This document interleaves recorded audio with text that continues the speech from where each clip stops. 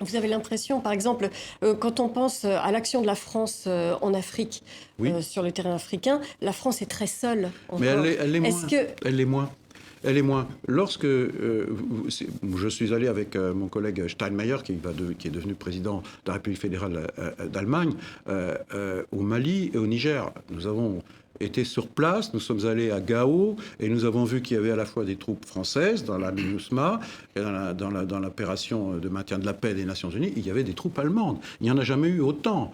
Par exemple, aujourd'hui, il y a eu du matériel, notamment des hélicoptères, qui ont été mis en place, en service au Mali. Il y a quelque chose qui est en train de changer. Et ce qui est en train de changer, c'est une prise de conscience, pas seulement des Français et des Allemands. La France, il y a longtemps qu'elle est consciente du défi africain, mais c'est aussi toute l'Europe qui est en train de changer.